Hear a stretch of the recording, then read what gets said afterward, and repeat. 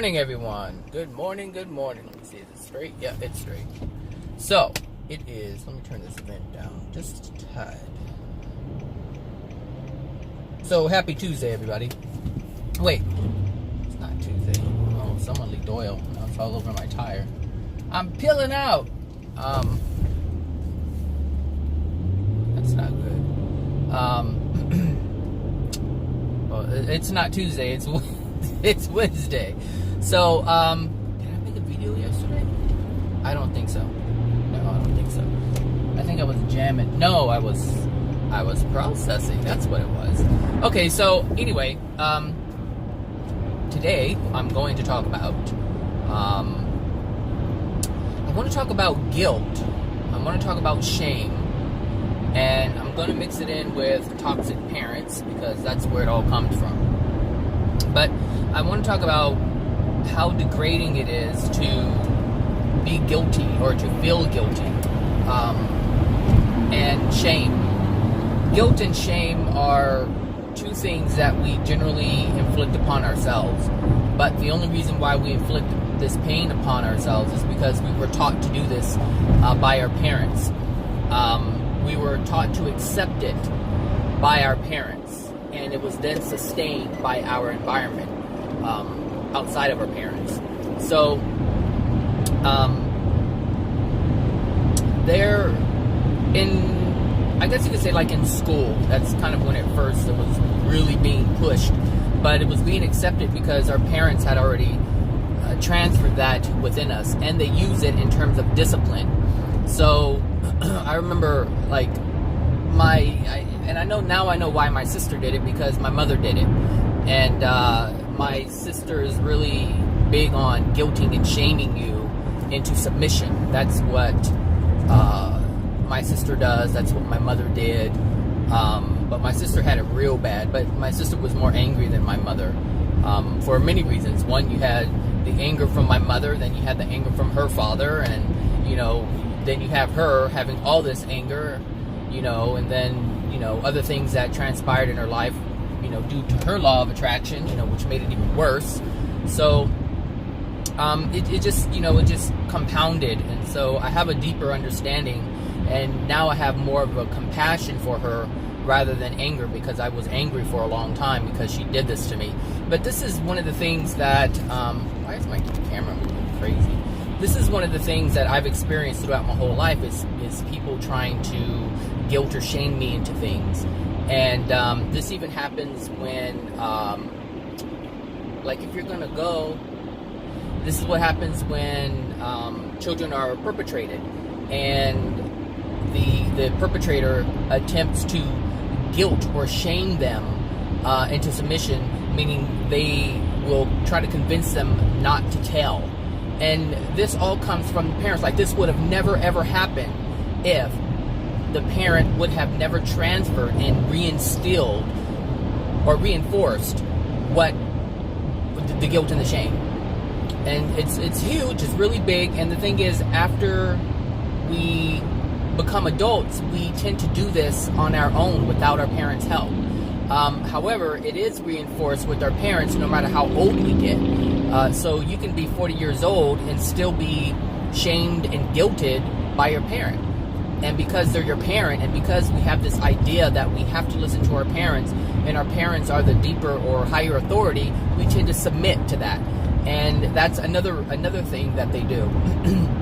Is parents will, I'm taking the 170. Parents will, okay, Zachary, get in the line. Or in the lane. That's so funny. Clonk, clonk, clonk.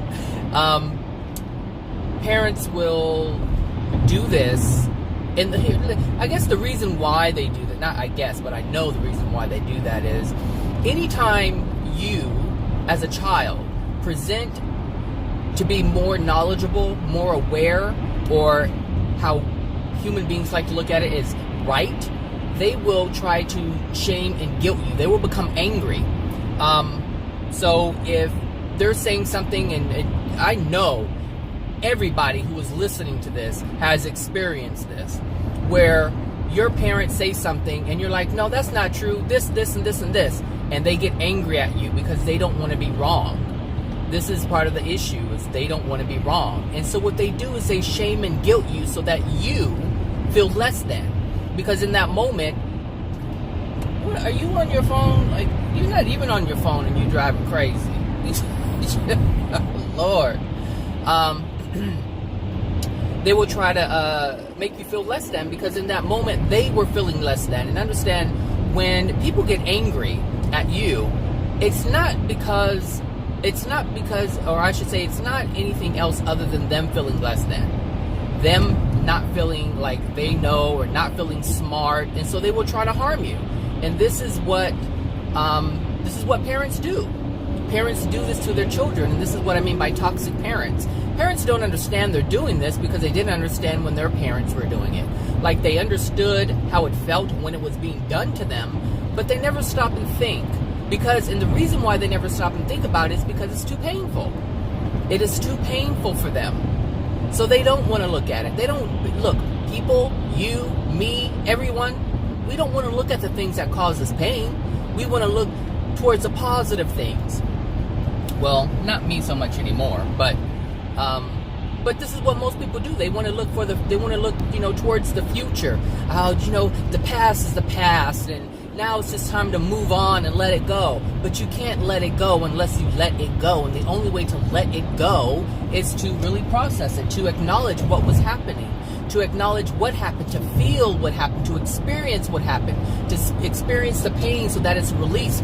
That's the only way you let it go. You don't let it go consciously. You let it go emotionally. And if it's dealing with the emotion or dealing with the soul, it has to be on an emotional level. And you can't control it. It just has to happen. It just happens. Just like a child, it just happens. The child just releases the pain. When a child feels like you don't love them, it cries. And it's supposed to cry. That's the natural law of things. That's the natural order of things, I should say. And that's law. It is a law. It is a rule. God has imbued it within our system, has imbued it into our soul. Our soul automatically knows what to do. A child automatically knows to release the pain that has entered its soul without you saying anything. It doesn't even comprehend words. There's no comprehension in terms of words. So you have to ask yourself, how does the child know how to do this? How does the child know how to do this? Well, the child knows how to do this because the Creator put it in the child to know this. The Creator put it in the soul to know this. The real parent put it in the real creation. The original parent put it in its original creation. It knows because the Creator put it there. So what we do is we try to intellectualize it and make sense of it with the mind. And the mind didn't know anything before the soul did. The soul knew before the mind knew anything. Before the mind knew what a shape was, what a color was, any of this stuff, the soul already knew. And so we have to get back to our original self. And this is why, I'm talking about this, because the shame and guilt prevents you from getting to know yourself. If you shame, because it's considered a sin, it's unloving, I should say. So, and that sin means missing the mark on love, or in love. I don't know how I word it, but it's like something like that. So, we have to understand that this is what that means. It's a lack of love. And so anytime we shame ourselves and guilt ourselves, we are keeping ourselves away from ourselves, if that makes sense. We are keeping our awareness, our consciousness away from being in harmony with our soul. See, the mind has to be aware of what's within the soul, because we have used our mind so much, we're not guided by our soul anymore.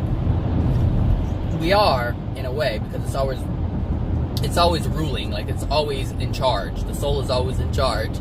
But what I'm saying is, in order to be in harmony with it, we have to get the mind in alignment with the soul. So if there's pain within the soul, we have to get the mind on board to recognize that there's pain within the soul.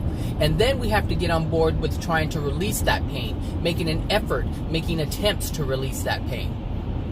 But we can't do that if we're keeping ourselves away from it, and if we're shaming ourselves and guilting ourselves that means we're really keeping ourselves away from ourselves. We're keeping ourselves away from getting to know who we are. We're keeping ourselves from loving ourselves, because if you're shaming and guilting yourself, you're not loving yourself.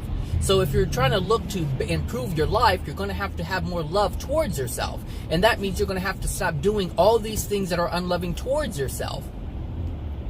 We have to do this. And so the reason why I'm talking about this is because last night I was working, and I was ending the day, and there was this guy, and he was, shaking his little cup for money, and I looked at him, and he was just really, he was homeless, obviously, he looked homeless, but he had this tube hanging, and I couldn't see what it was attached to, obviously, because he had clothes on, but I noticed that there was this tube, and he didn't have anything on his face. He didn't have, like a oxygen or anything like that. So I don't know where this tube was connected, but it was somewhere.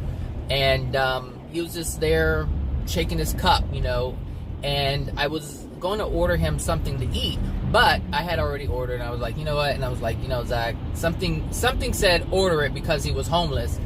And then I was looking, I was like, I heard the money in his thing, and I was like, okay, what's going on? And so I was looking at him, and I can tell that there was some other things going on with him other than that tube he had hanging. And I was like, well, what's going on with him to have him in this space? It's like he's so degraded, and he has to experience this degradation in order to understand where, I don't know why it took me this way. He has to understand where he is, or why he is where he is. And what he's doing is he's asking for money. Like, he's not doing anything to work for it. Meaning he's not doing anything for himself. He knows he needs to eat, but by looking at him, there's more going on than just that. And so I decided not to get anything to eat for him. And so as I was driving by, he looked like, towards my car, towards me, and like his eyes, like one of his eyes were like all jacked up, like cataract blue kind of thing. Like, it looked like he could only see out of one eye. And this huge sense of guilt came over me, and I was like, what? I was like, where's this coming from? And I knew exactly where it was coming from. I was like, no, don't do this, Zach. But it came, and I was like, why is this coming? Why am I feeling guilty for not doing something? And so I had to look at the whole situation. And the whole situation is this. I have my money. I'm responsible for what I do with my money. Understand that everything that I have, I'm responsible for. I didn't know if you were a cop or not, so I wasn't going to be speeding, because I would be driving a lot faster than what I am right now. So I had to look at, my role in this and what I was doing, because if I just give someone money, I'm not helping them. I'm sustaining their current condition. So as long as people keep giving him money, he's not going to do anything to better himself. And that's not to say if people don't give him money, he's going to better himself. But we don't give him the opportunity to do that. And this is important, because this is important for me, because I already know. I know this stuff. So this guilt that came up is coming from my past. So we feel guilty when we don't do things for people who have less than ourselves. And we feel guilty for having more than other people. And so I was trying to identify what the guilt was coming from. And so I was sitting as I was driving, I was like sitting and feeling what I was guilty about. And I was like the whole time he was shaking his little cup, I was like, I have my wallet here. I don't want him to see my wallet. All these things were going through my mind. And it's like, why am I trying to hide myself? Why am I trying to hide what I have? And so it came up, because I don't want to make him feel like, or I should say, I didn't want to feel like I was purposely neglecting him. That's what I didn't want to feel. I didn't want him, it's like if he saw the money, I would be like, oh, I have it, but I don't want to give it, but I wasn't comfortable in doing that. like something within me wasn't comfortable with my decision. And this is huge because we do this all the time. And I'm glad it happened because it's something that I needed to identify, and this is just part of my law of attraction. And so anytime you experience pain, anytime you feel any discomfort, I should say, that's probably the easiest, best word to use. Anytime I feel discomfort, anytime you feel discomfort, it's unloving. But it's an unloving feeling that we're imposing upon ourselves. And we have to understand, if it's unloving, it shouldn't be happening. Any kind of discomfort we should not be experiencing. And if we are experiencing it, it carries a lesson with it. There's something within it. And so that's what we have to be mindful of. And that's what I was mindful of in that moment. And I just decided to talk about it because it's really huge, because we do it all the time. We do it all the time. And it degrades the soul, because anytime you feel shame, anytime you feel guilt, your soul darkens. It's because it's no different than you yelling at a child, or an adult yelling at you when you were a child and made you feel bad about yourself. And so in that moment, I was feeling bad about myself, and that's an unloving thing. And so we have to identify when this is happening and understand where it's coming from. And I told you earlier where it's coming from. It's coming from our parents. Our parents do this, and they do this in a way to discipline, to punish. They do it to control. Because they don't know any other way. This is what they do. They shame and guilt their children so that they can control them. Because when we feel less than, we are easily controlled.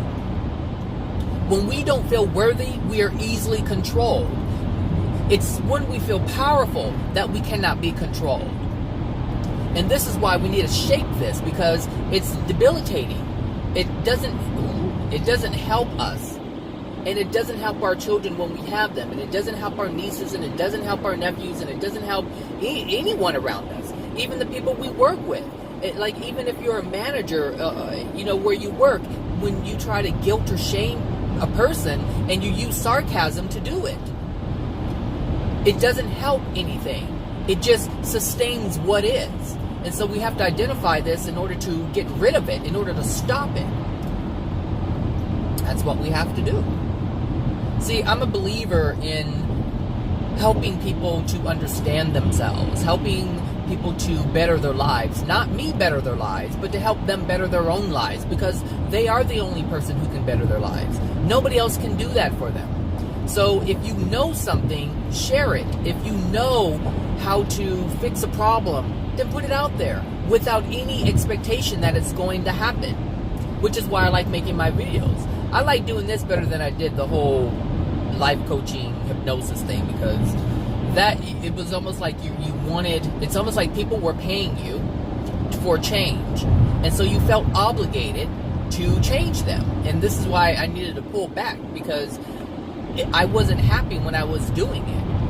I wasn't happy at all. And maybe about a couple of weeks ago, another hypnotist had, contacted me on Facebook and said, how's the business going? And I think I kind of mentioned it before. And, how's it? And I told her, I stopped a long time ago, and I just recently shut the website down about a little over a month ago. And she was like, oh, what was it? Because you weren't attracting clients? And it had nothing to do with that. My phone still rings. Every time I look at the phone, I just roll my eyes. I'm like, how are you guys finding me? Because I took down my website. Like, how are you guys finding me? I think I'm still on Google or Yelp or something. But that's what she said was, is it because of you're not attracting clients? I'm like, no, I wanted to do something else. And to be honest, to be completely truthful, I didn't like it. When I found out what I was doing, I didn't like it. But when I was doing it, it was fun, but it wasn't gratifying. It just wasn't what I thought it would be before I even embarked upon that journey. But since I did, and I did it, I learned something. I'm not saying I didn't learn anything, but I'm saying I didn't enjoy it. My heart wasn't in it. It was more of an addiction. It was more about learning, being able to contact the other side. And so I have to look at why I was, so motivated to do that. And it just wasn't my purpose, I can just tell you that. But what I'm saying is, when she contacted me, she was like, she likes it, but only when she gets people who are willing to work on themselves. So any other time when she gets the person who I guess you would consider wasting time or wasting her time and don't want to do what she recommends to do, so, because that's what she's saying. She's saying that I like doing it when people listen to my advice and take my advice and carry out my advice. But I don't like it when I come across people who don't want to do what I want them to do. That's what she's saying, but she doesn't see that. Now, I wasn't about to tell her that. This particular woman, you can't tell her anything. So I'm like, because she's so stuck in her addiction. And so, who am I to tell? Nobody. I don't do that anymore. I used to. And that's why I stopped doing the hypnosis thing and the life coaching, because I don't want to tell people what to do and expect them, to understand. No. People don't have to understand. If they don't understand, it's their own undoing. If they're harming themselves, they're not harming me. Their rejection of what I'm sharing, if it's truth, their rejection of it is only harming themselves. And what does that have to do with me? Nothing. My life is on track. I'm trying to improve myself.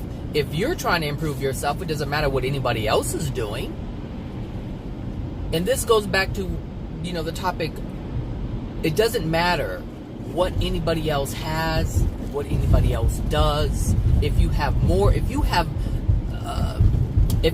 managed to achieve something, whether it's money or other things, there's no reason to feel guilty about it. If you know more than someone, there's no reason to feel guilty about it. Like, I used to feel guilty. Like, people used to shame me for knowing more. As a child, they used to shame me, aside from my mother. Like, I had family members who would, say, oh, you're a know-it-all, and da-da-da-da-da.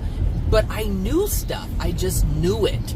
And, I mean, I was meant to feel, I was made to feel like it was a bad thing. I'm not sure what's going on here. I need to...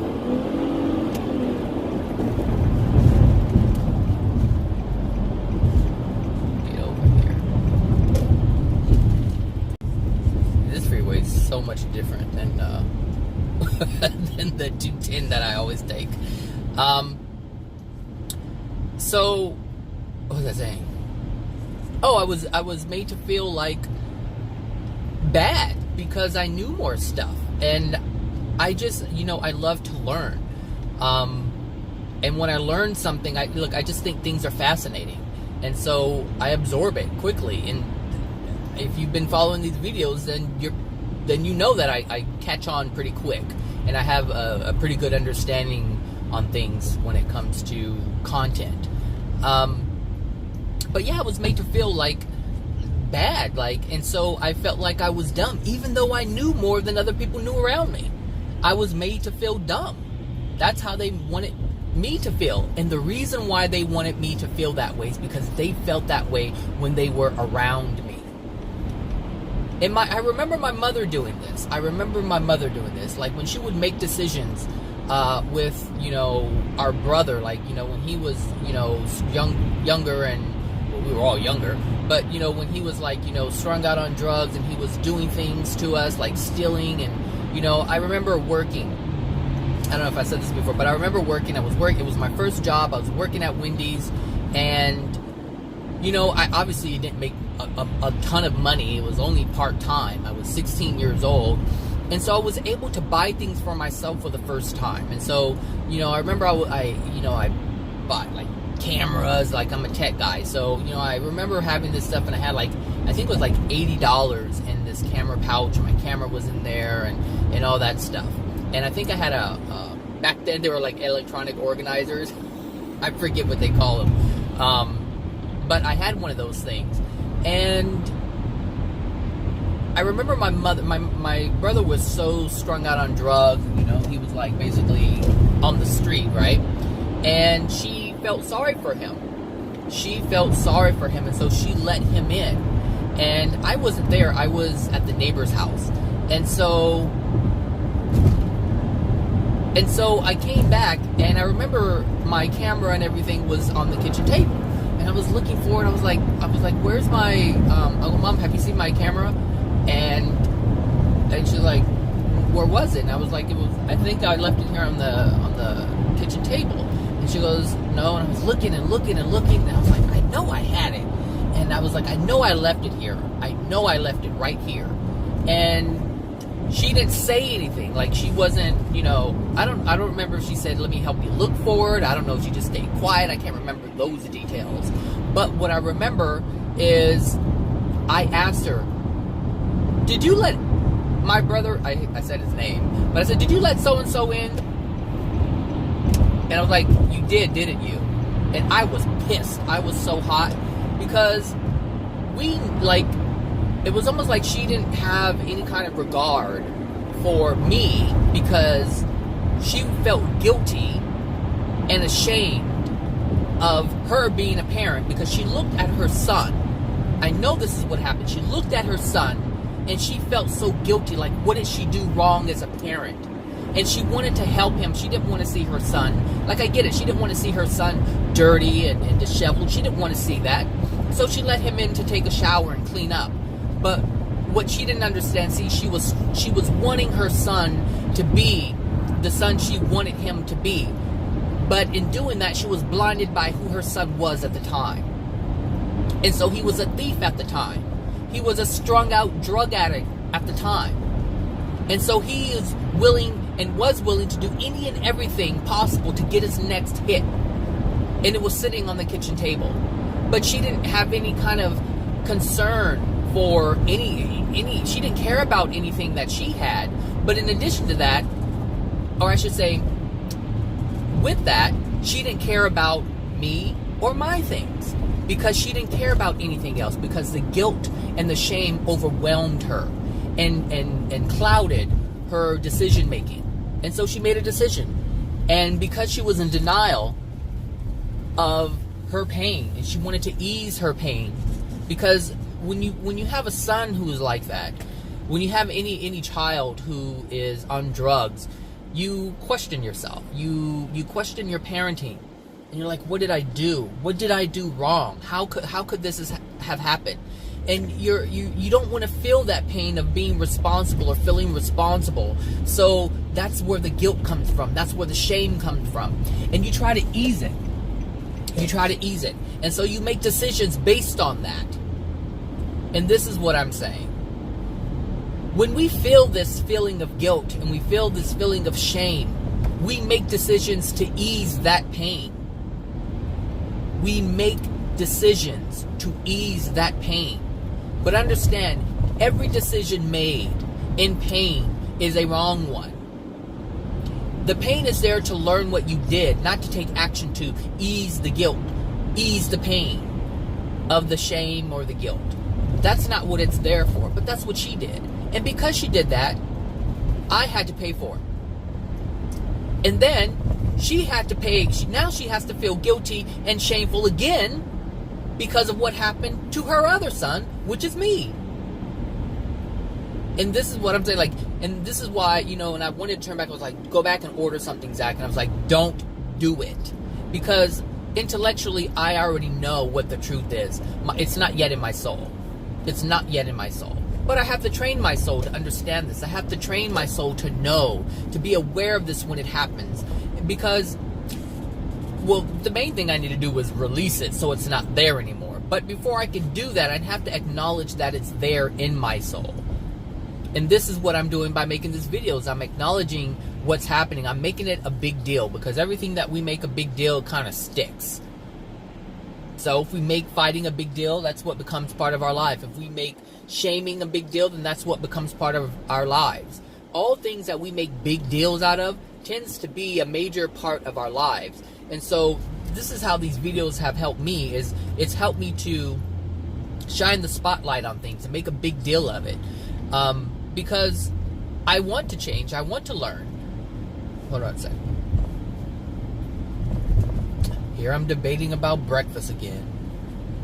Don't do it, Bradley. Don't do it. My goodness. I should do it. It's 6:18. What? 6:18? Are you kidding me? I'm supposed to be at work at 7 o'clock. Oh my gosh. That is so early. What? I cannot believe it. I can't believe it. But I did make a decision yesterday. I made a decision to leave early because yesterday I was late. I was in bed and I knew I was like, leave at a certain time so you're there on time. You don't have to rush. You don't have to be in limbo and like, am I gonna make it? Am I not gonna make it? And I was 13 minutes late or something like that. And I don't like being late at all. And the thing is, there's no reason for me to be late. I wake up at 4 o'clock in the morning. I have to be at work at 7. There's no reason for me to be late. And so I was sitting there, I was having my breakfast. I was like, oh, let me just stay on the Facebook for a little bit longer. Oh, let me do this just a little bit longer. Oh, let's finish this on YouTube. Oh, I only have 7 minutes, but this video's 15. I can make it. And before you know it, I was 15 minutes late. So I told myself, you know what? Just leave earlier. And not only leave earlier, but take a shorter route. So that's why I took the 5 instead of the 210 city route instead of the scenic route. So anyway, what I want to say is, what do I want to say? Oh, why am I going all the way around? Okay, so I know which way I'm going now.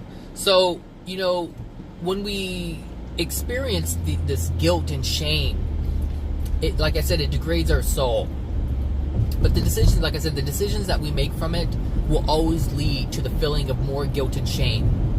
And the reason why that is because it was wrong to experience it in the first place.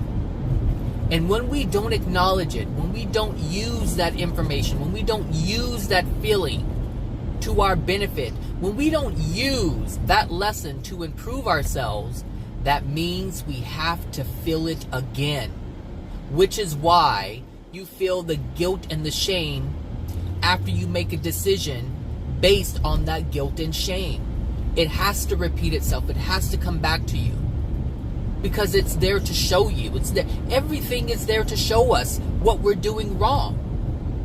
And so there's no reason why I should feel guilty for not buying someone else something to eat.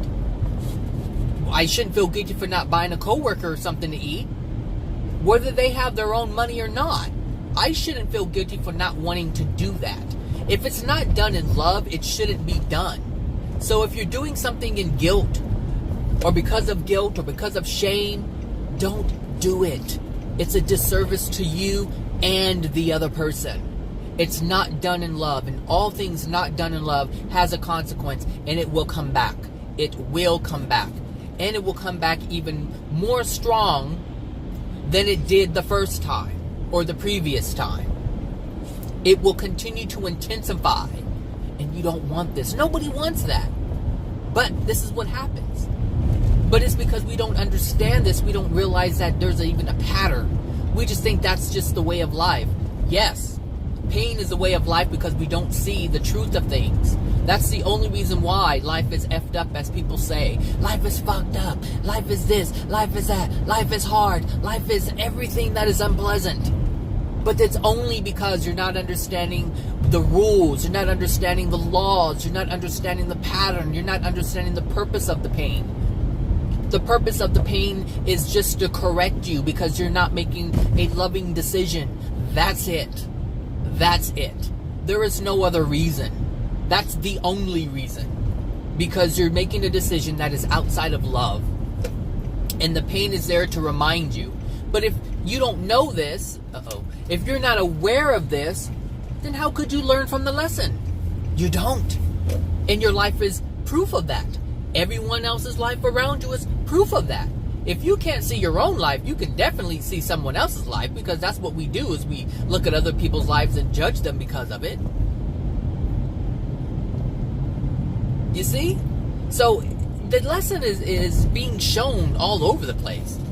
there isn't ever a time when we're not getting the lesson, we're not getting the message, or I should say there's not ever a time where a message is not being delivered. It's always being delivered. Okay? The Creator has created the perfect messaging system, and the universe is always on time. Always. It's not like UPS. We don't know where your message is. We don't know where your package is. So I come here to Talks Coffee Shop with the little kitties on it. But I'm so early, like, I can't believe I'm so early. I'm so early. Breakfast and lunch daily specials. Or no, breakfast and lunch daily specials. So turn this down a little bit. So yeah, shame and guilt. We get this from our parents. It's a normal thing, meaning, I should say, it's a normalized thing. It's something that happens on a regular basis. The reason why they do it is because it happened to them. They don't see anything wrong with it. Their parents didn't see anything wrong with it. And so they continue to do it. Because that's the only way they know how to raise a child. And it's only because that's the only way their parents knew how to raise them. They didn't know anything else. If they knew something better, they would have implemented it. But they don't know. They're not aware. They're not aware of it at all. That there's alternatives. I was, hold on.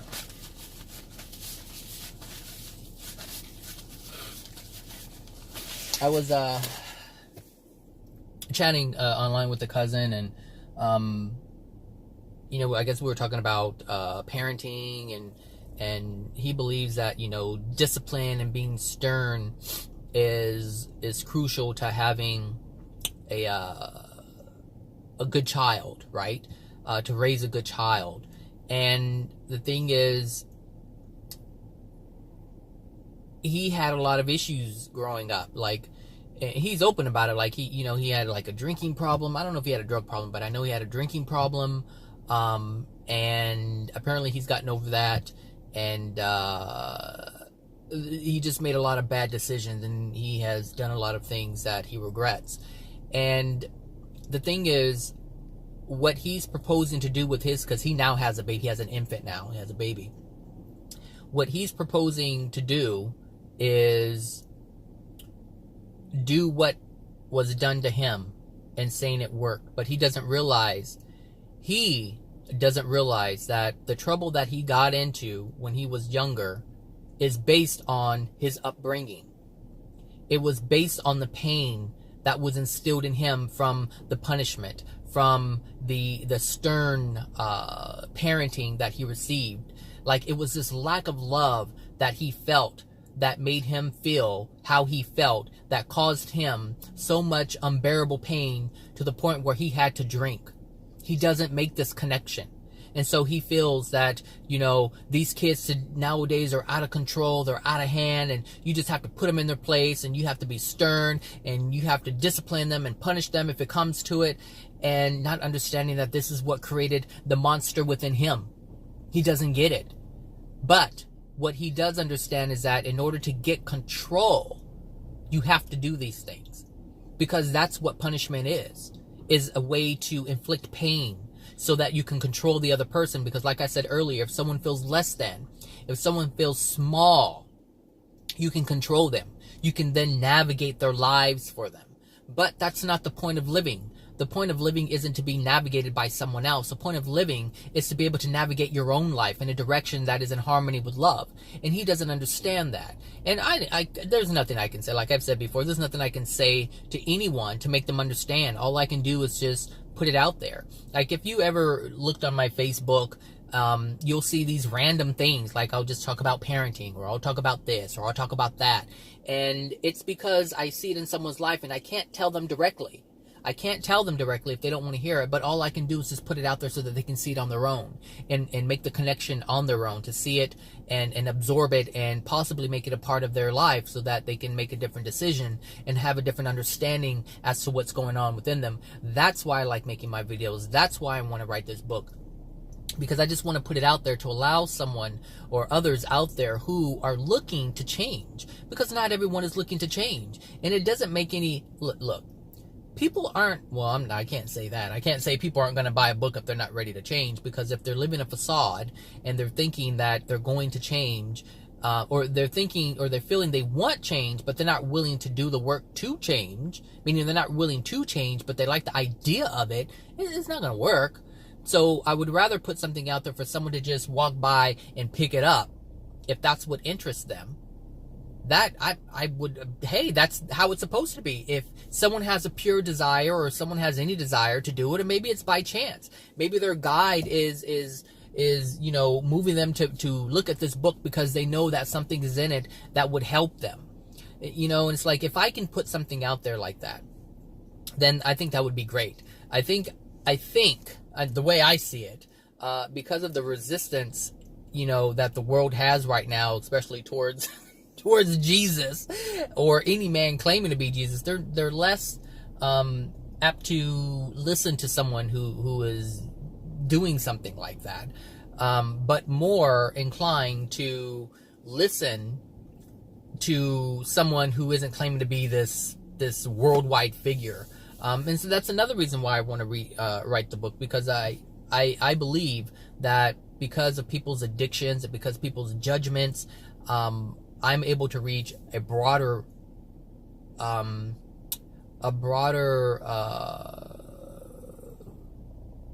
group of people than AJ is, because of who AJ is and claims to be. That alone prevents people from listening to what he has to say.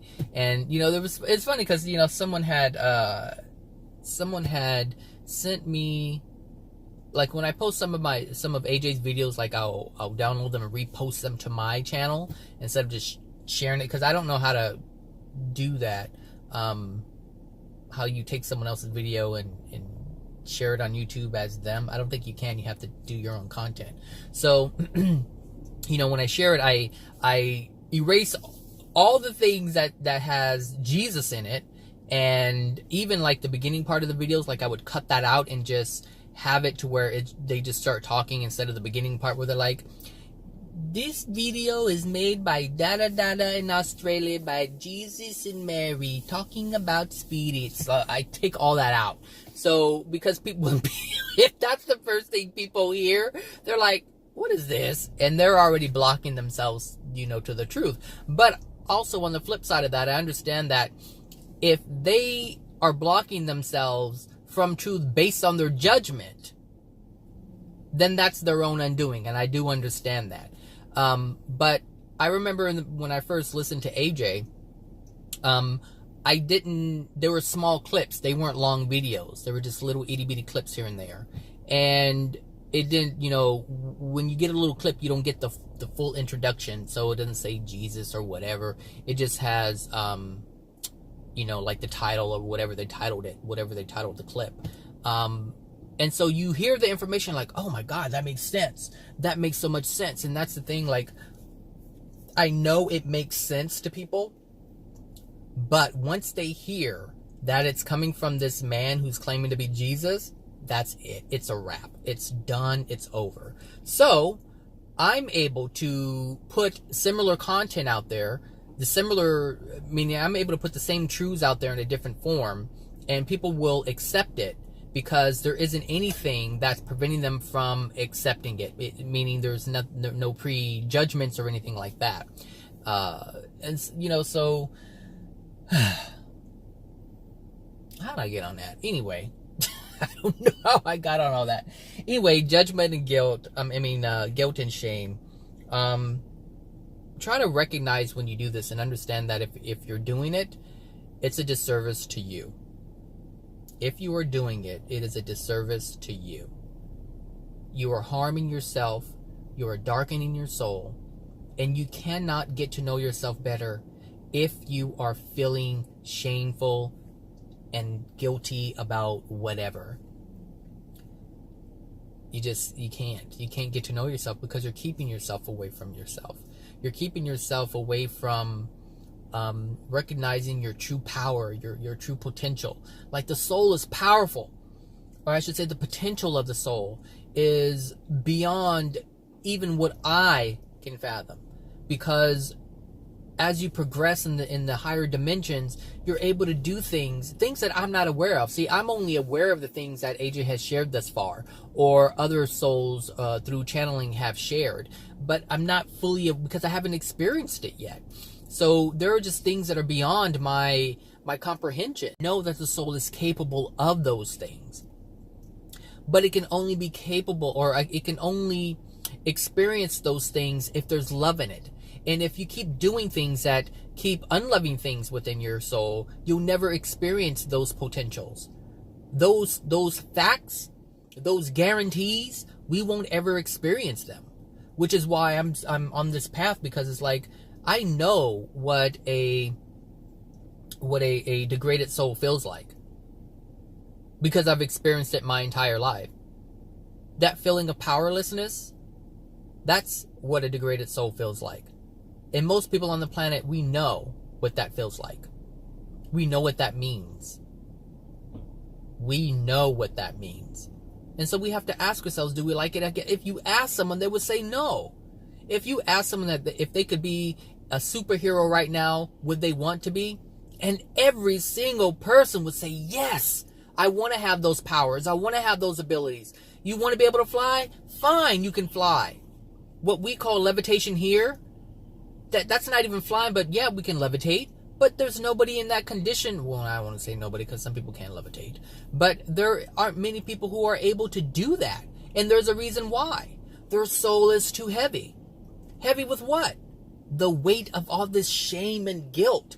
The weight of all this unloving things, or all of these unloving things that are within the soul that weigh it down like sandbags on a hot air balloon. Like, we have to shed this stuff in order to just float. Because a free soul is a light soul in both the visual and the feeling sense. It's lighter.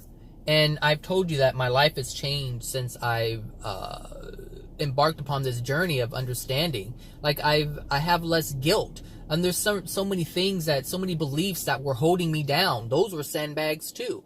And I'm letting these beliefs go. And you just feel lighter. You feel more capable. You feel more able. And that's the whole point, is to live life in this manner. Because the lighter I get, meaning the more dead weight I shed, the more unloving things I shed from my soul, I'm able to experience so much more. I'm more agile. I mean, even, it's like if you're fat. If you're fat, you're heavy. You're way down. You can't do as much. And you're tired easily. But when you have love within your soul, and you shed these unloving things that were within your soul, if you're able to do this, you're able to be free, you're able to move and feel great and do whatever it is you want to do. You experience so much more, and you have so much more energy to go out and give more love, give more of what's inside you. Because as of right now, if you look at what people are giving, they're only giving what's within their soul. So when your parents shame and guilt you, they're only giving you what's within their soul. That darkness that's in their soul, that's all they have to give. And so that's what they give you. And now you have it. And now I have it. But the only difference with me, I don't know about you guys. I don't hear your life story. You hear my story, but I don't hear yours. So I know for me, I'm getting rid of some of it. All that my mother, my father have given me, I'm trying to get rid of it. You know, because it's not doing me any good. I love them, but I understand that they weren't loving to me. And I understand that they had a love for me, but they just didn't know what the hell they were doing. They didn't know what was in them. They didn't know why they experienced the hardship and the pains in their life. Like, my mother, my mother did not understand why she was raped. She didn't understand why she had a miscarriage. She didn't understand why all of her husbands wanted to beat her. You know, but she didn't understand it. But she experienced a lot of pain from it, and therefore had a lot of anger because of it. You know, it's like when you look at You know, for parents, if you're a parent, you can probably relate to this. See, I'm not a parent, but just because I'm not a parent doesn't mean I don't know. When you have a child with someone that you don't love anymore, someone who has hurt you or treated you badly, every time you look at that child, you see that person in your child. You see, and there's feelings and emotions that are projected at that child in some way, shape, or form. And just ask yourself this, because you're going to have to be honest with yourself about this in order to clear it out, because it's an unloving thing to do. It's an unloving thing to project something unloving towards the person you had a child with. And it's unloving to project something towards a child that they didn't even do. They didn't have nothing to do with. It was your decision. But understand that any relationship that ends in divorce or breakup and there's a kid involved, understand that you were ignorant in the first place in order for that to even happen. And so because the family, the reason why the family is broken is because you didn't know what you were doing to begin with. You thought you did. You thought you were in love, but it was an addiction, because if there was love in the relationship, you would still be together. And that doesn't mean that you can what I'm trying to say is it doesn't mean that you need to stay in a relationship even though it's an unloving relationship. What I'm saying is you would have never engaged in the relationship had you had love in your soul in the first place. Because if it's the other person that did the beating and they were unloving, you were ignorant to the fact that your soul was calling for that person. So you were ignorant of yourself and didn't know much about yourself.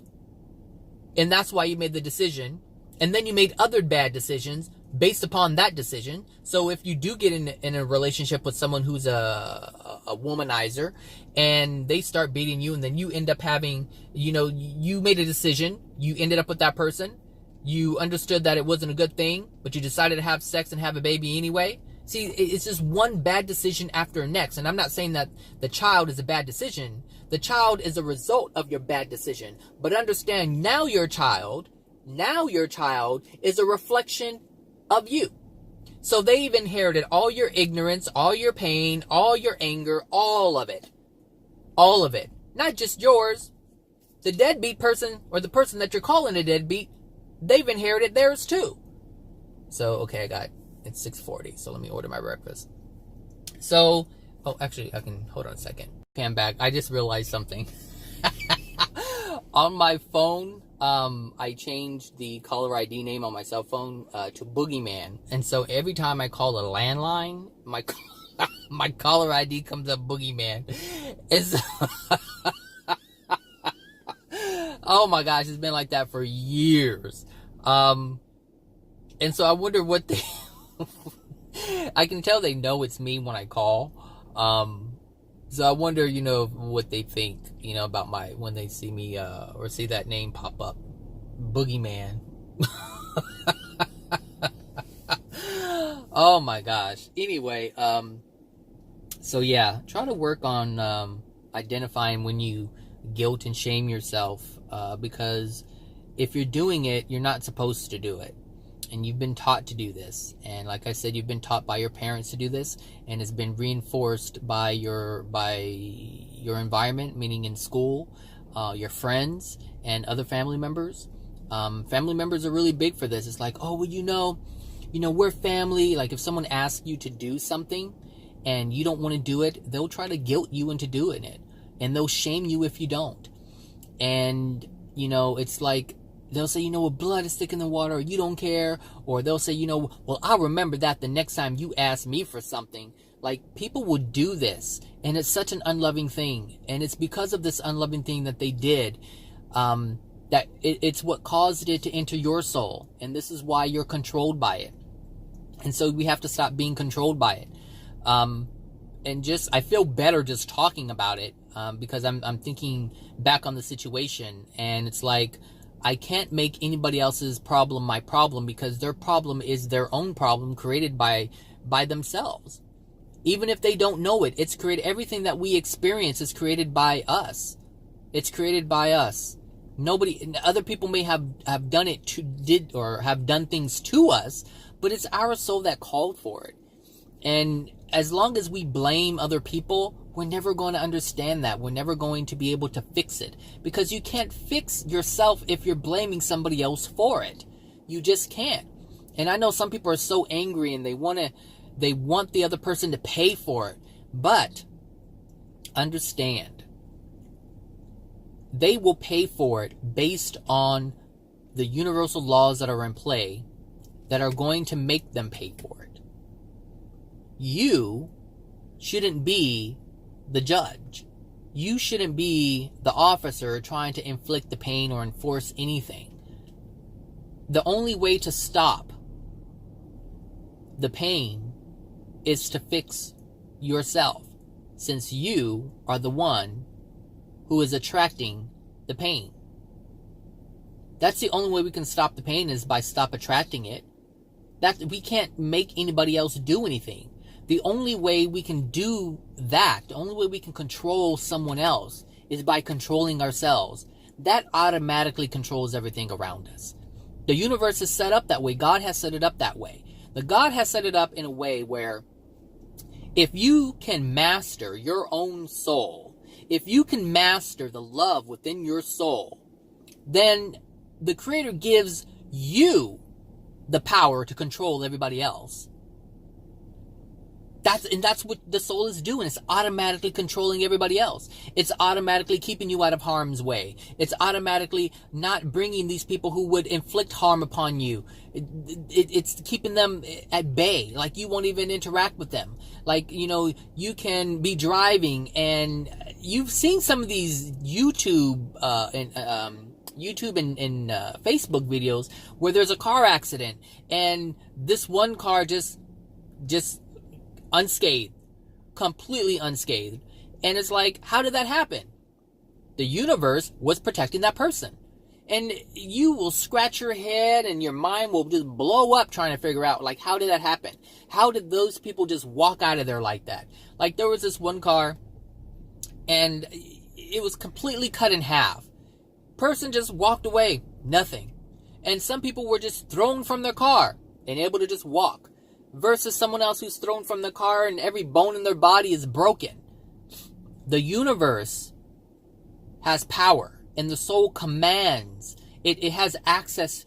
See, our soul has access to all the power of the universe. All of it.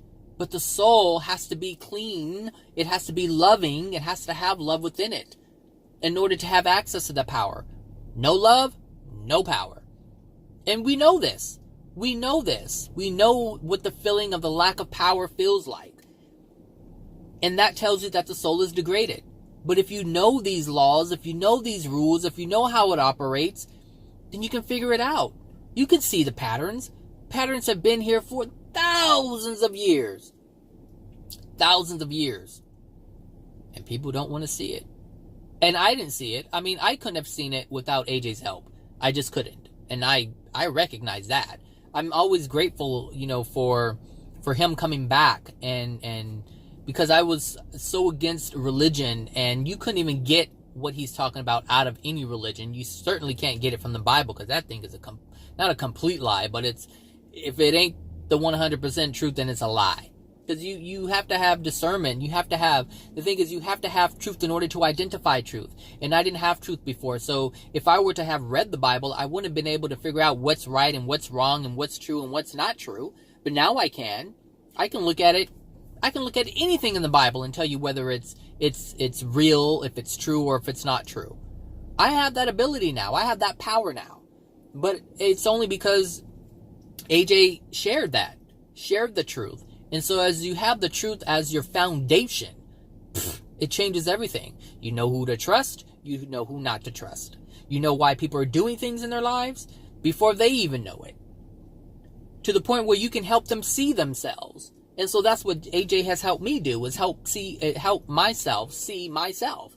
Or help me see myself, I should say. So, yes. Anyway, I hope I have money. This is a cash only place. They're smart. They are so smart. Oh yeah, I do have I think it's $10. All right, everybody. So that's that. I hope you guys have a wonderful Wednesday. I don't know if I'll make a video tomorrow, but I know I wanted to talk about this today. I was listening to some girls yesterday, and it was an interesting conversation because it went on for like an hour, maybe a little more than an hour, and it was all about race. There were these black girls, and they were talking about racism in the workplace and what they were experiencing, and and so, you know, I see a lot of, you know, black people, you know, with the racism thing, and I know I used to be there. I used to feel like a lot of them feel, and I'm not going to say that I felt exactly how they felt, but I know what that feels like. I know the trap. I know the trap. It's a trap, and it sustains itself. So maybe I'll talk about that tomorrow. Piss some people off, because the truth always pisses people off who don't want to realize it or accept it. So anyway, you guys have a wonderful Wednesday, and take care of yourselves, and hopefully you guys learned something from this video. And if you did, then pass it on to someone else. Pass it, whether it's the video or you just sharing it by talking with them, because as you talk about it out loud, from your soul, from your being, you reinforce it for yourself. And I am, you know, proof of that. I don't think I would have been able to transform myself to where I am today if I didn't make these videos. So, like I've said a long time ago, you know, I make these videos for others, but I also make it for myself. You know, you don't do for others what you're not willing to do for yourself. You have to do for others what you're willing to do for yourself. And so if you're willing to do something to help others, you better make sure you're doing it for yourself too. You have to. And you can even tell the difference by the way I speak in my videos now versus how I did before. Like, in the beginning, if you go way back, you can tell that I'm talking about subjects, but I'm removing myself. I'm removing myself from it. And now I include myself in it. So that's the difference. And there's been a difference in my life. There's been a huge change in my life because of that decision. So anyway, all right, take care, and I'll talk to you guys later. Bye now.